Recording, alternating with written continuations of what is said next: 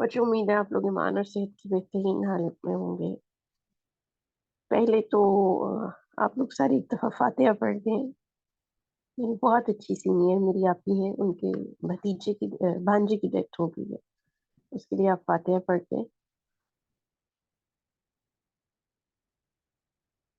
Meanwhile मैं आपकी screen share कर।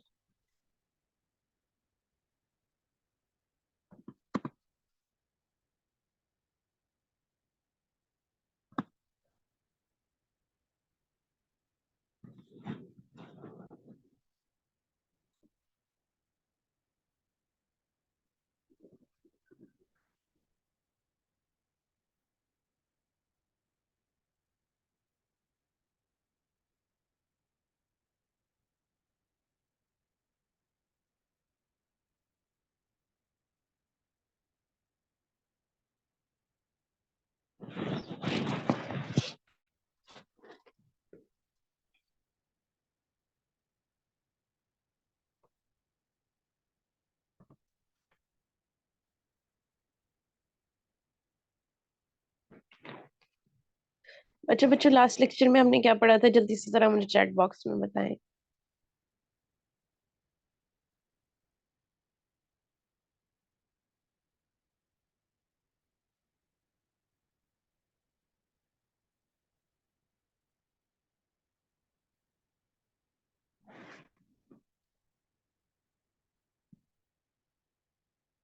वालेकुम अस्सलाम।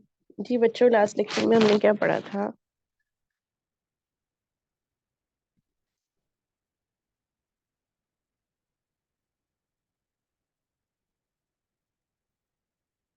जल्दी से बताएं।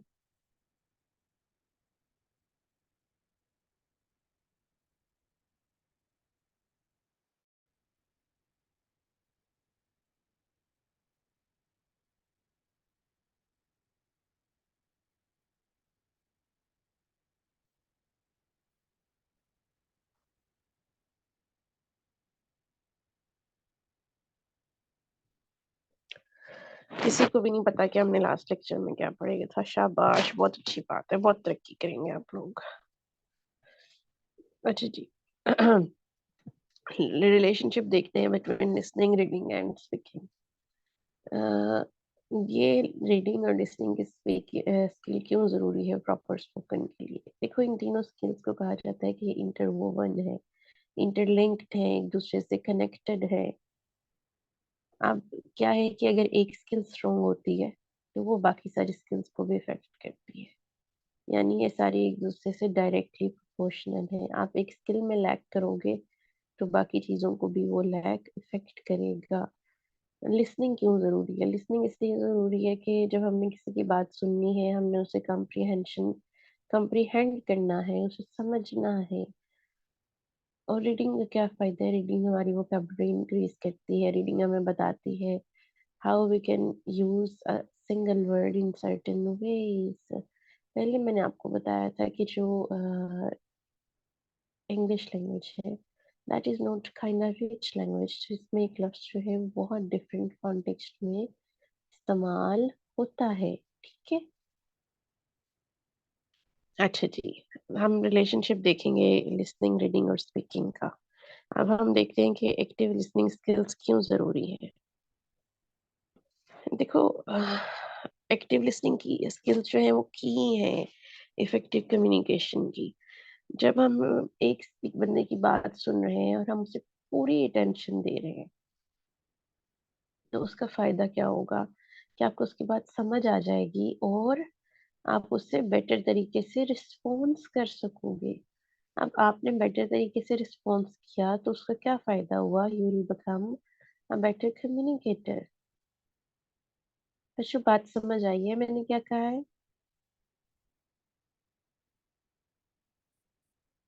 कि एक बंदे की बात मैंने सुनी, उसके बाद मैंने उसे गौर से सुना और उसके बाद गौर से सुनते हुए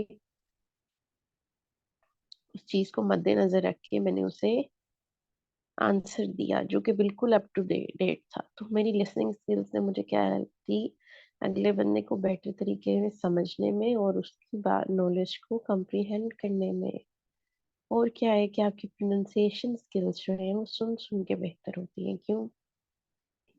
क्योंकि लैंग्वेज के हर लैंग्वेज जो है उसमें साउंड्स हैं ढेर सारे, तो उन साउंड्स के को प्रॉपरली बोलना जो है वो हम दूसरों से सीखते हैं।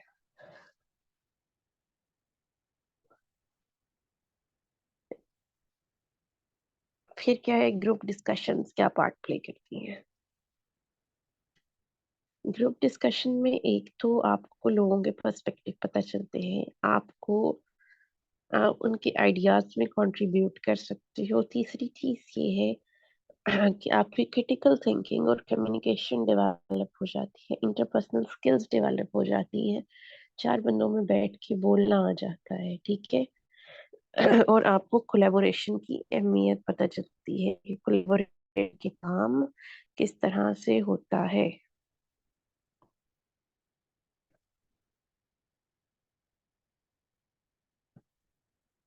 नहीं बच्चों, मेरी तबीयत वाकई ठीक नहीं है।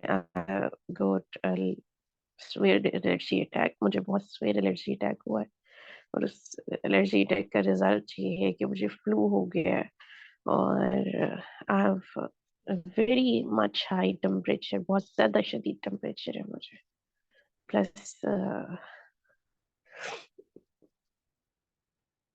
जिस बच्चे के लिए आपसे मैंने फातिहा पढ़वाई है उसकी डेथ का बहुत ज्यादा दुख है, तो इसलिए भी I am feeling low today. आमीन आमीन।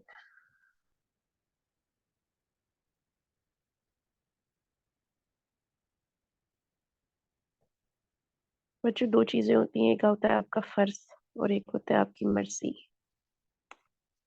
मर्जी उन चीजों में चलती है जो आपके फर्ज नहीं होती हैं। आपको पढ़ाना एक मेरा एक फर्ज है, उससे मैं साइड पे नहीं लेके जा सकती।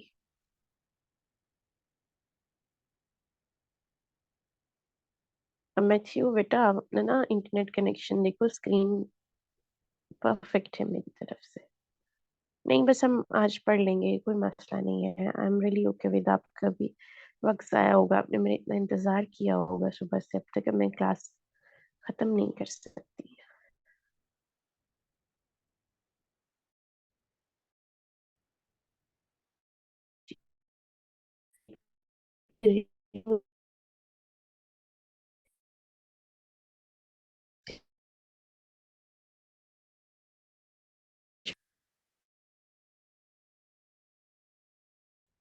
रीडिंग डेवलप करती है, वोकेबलरी को, ग्रामर को, और ओवरऑल लैंग्वेज प्रोफिशिएंसी को।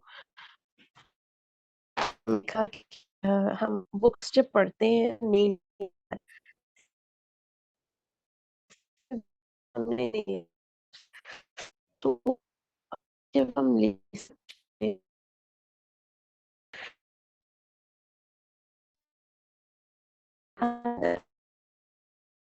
नहीं समझ है।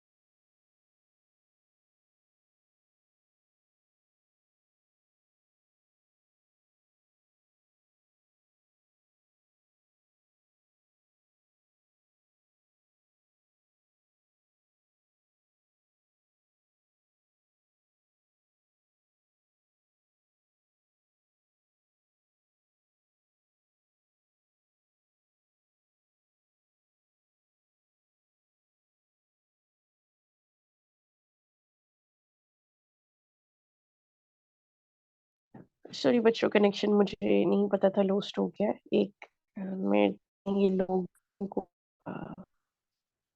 इन लोगों को मैंने मना भी किया है कि मुझे कॉल ना किया करे मेरे टाइम में, लेकिन ये लोग जानबूझ के जब कॉल करते हैं तो कनेक्शन जो है वो कहीं लॉस्ट हो जाता है।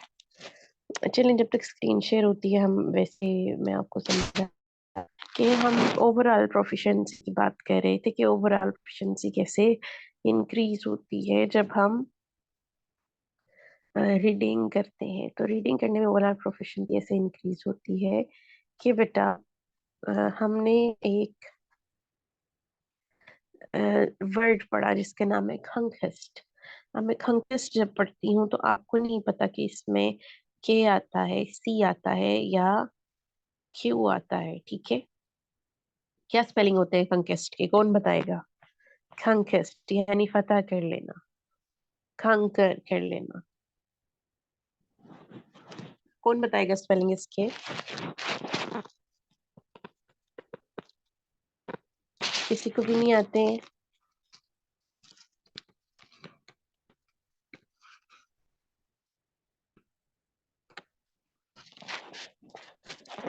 खंगस्ट में बेटा क्यू आता है। अब जब मैं उसे बोल रही हूँ तो क्या है, तो वो आपको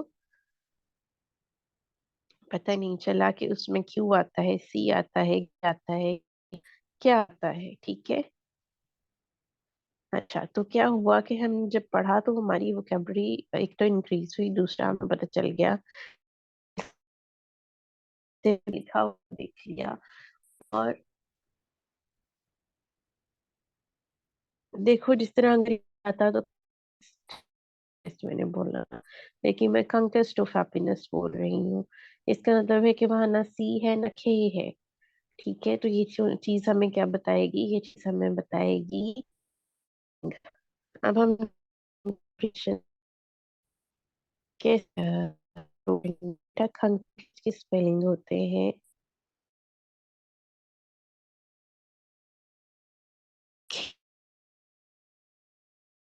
या खंग।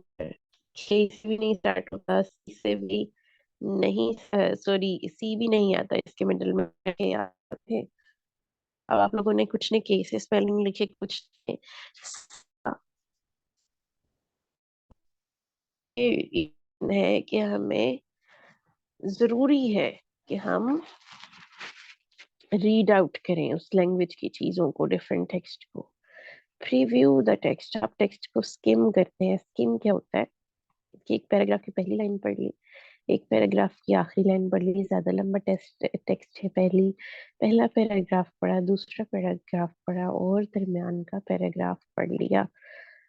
जोट डाउन द पॉइंट्स, नोट्स बनाया करें, अनफेमिलियर वोकेबलरी नजर आए अभी तक टिल डेट।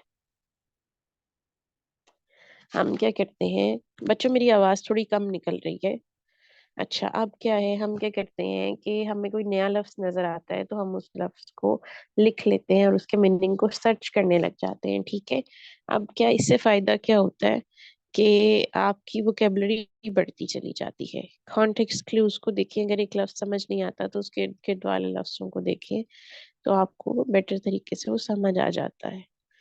रीड अलाउड, जब चीजें पढ़ रहे हो तो उन्हें ऊंची आवाज में पढ़ें ताकि आपको प्रॉपर पास और प्रॉपर नोटेशंस देने आए। फॉर एग्जाम्पल, इस पैराग्राफ को हम देख लेते हैं। इसे अगर मैं ऊंची आवाज में पढूं तो मैं कैसे पढ़ूंगी? record yourself reading, use your voice recording or app to record your voice while reading a passage. Listen to the recording and identify areas where you can improve intonation and pronunciation. ठीक है, तो मैंने इसे ऊंची पढ़ा। अब अगर कोई लफ्ज है जिसके ऊपर मैं फंस जाती हूँ तो मैं क्या करूंगी? उस लफ्ज को या तो डिक्शनरी से चेक करूंगी या गूगल अंकल के पास ले जाऊंगी कि आप मुझे काइंडली इसका मतलब बता दें। ठीक है, अब अगर मुझे उसका मतलब नहीं भी आता तो मैं इर्द गिर्द वाले लफ्जों देखूंगी, जैसे रिकॉर्डिंग और एरियाज को देखूंगी और इम्प्रूव को देखूंगी।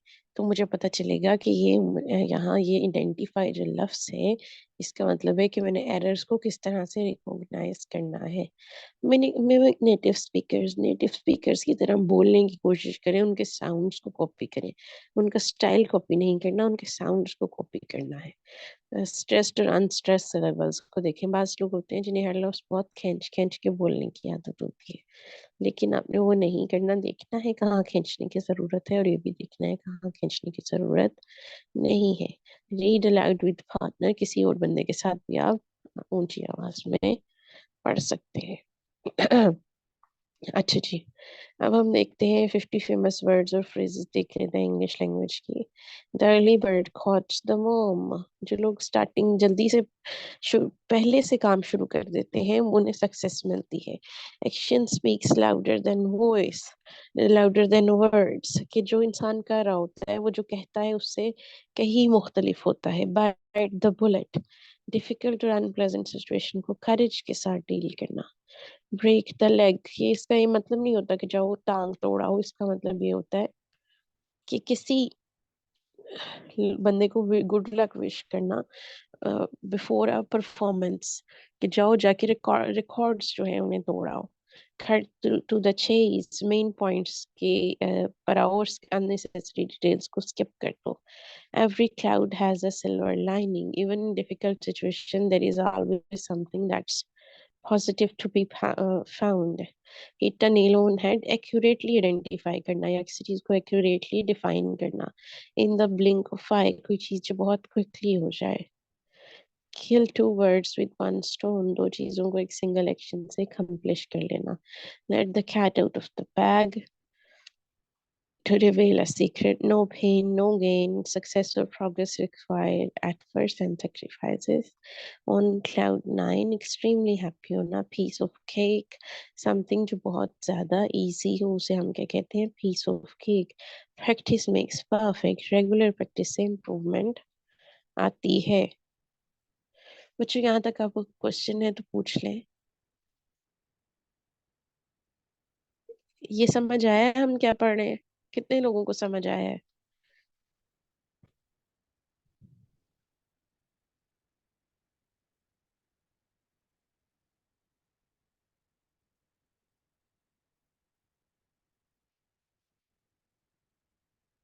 बच्चों कितने लोगों को समझ आया है?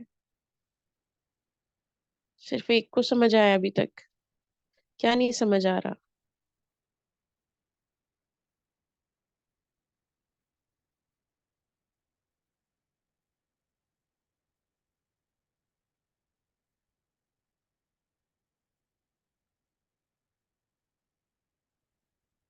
क्या नहीं समझ आ रहा बच्चों? क्या नहीं समझ आ रहा है? आ रहा है समझ तो फिर रिप्लाई किया करे ना।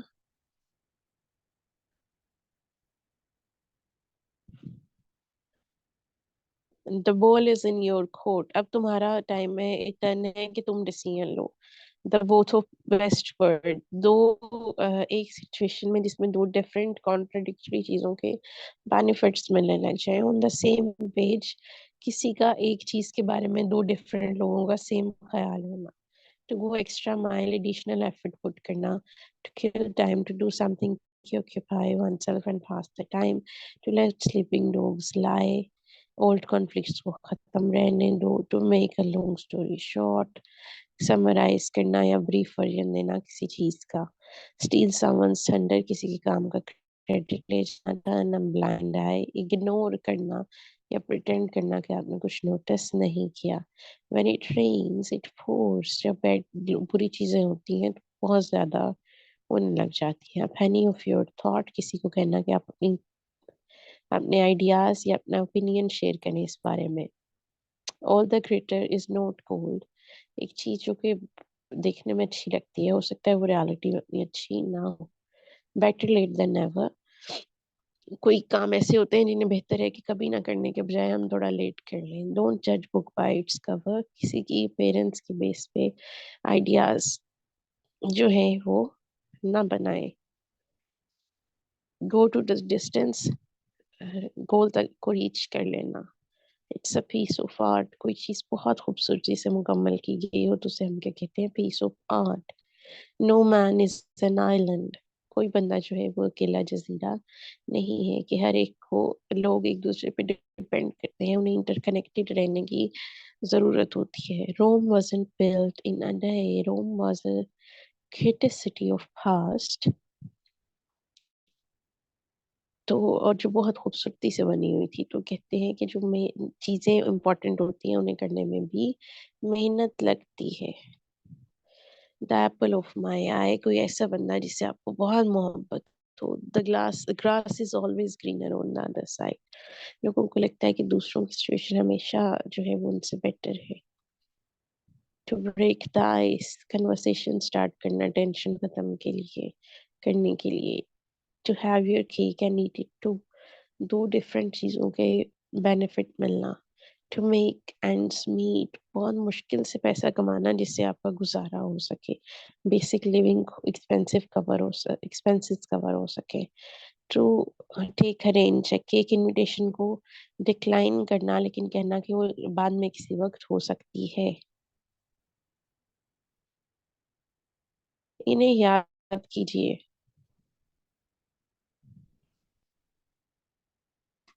और देखेंगे इन्हें कहाँ कहाँ यूज कर सकते हैं आप लोग। Two hands are better than one, collaboration जो है वो बेटर होती हैं अकेले काम करने से।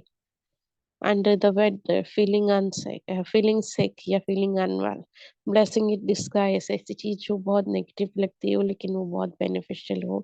अ डाइम अ डजन, कोई ऐसी चीज जो बहुत इजीली मिल जाती हो। वैसे डाइम कहते हैं बहुत इंपॉर्टेंट चीज को, लेकिन डाइम अ डजन इसका मतलब है ऐसी चीज जो अफरात में मौजूद हो। Barking up the wrong tree, गलत आदमी को इल्जाम देना। Beauty is in the I of beholder, Keats की लाइन है कि ब्यूटी का व्यू जो है वो पर्सन टू पर्सन बदलता रहता है। Don't cry over spilled milk, ऐसी चीजों के बारे में अपसेट होने की जरूरत नहीं जो चेंज ना हो सकती हो। Keep your chin up, try to be optimistic and positive during hard times. Speak of the devil, वो कहते हैं शैतान को बुलाया शैतान हाजिर, ऐसा बंदा जिसके बारे में बात की जाए और वो फौरन आ जाए। The straw that breaks the camel back, final event या प्रॉब्लम जिसने सिचुएशन जिसकी रजिस्ट्रेशन टोटली क्लैप्स हो गई हो। To have chip on your shoulder, ऐसा बंदा जिसे इजीली ऑफेंड कर दिया जाए। यू कांट जज a fish by its ability to climb a tree, अब हमें पता है कि बिल्ली दरख्त पे चढ़ती है, एक मछली दरख्त पे नहीं चढ़ सकती, तो क्या है, हर बंदे की अपनी करेक्टरिस्टिक्स होती हैं, उन्हें हम किसी दूसरे की एबिलिटीज या स्ट्रेंथ्स से जज नहीं कर सकते या कंपेयर नहीं कर सकते, that would be totally unfair. Alright student, that's all for today.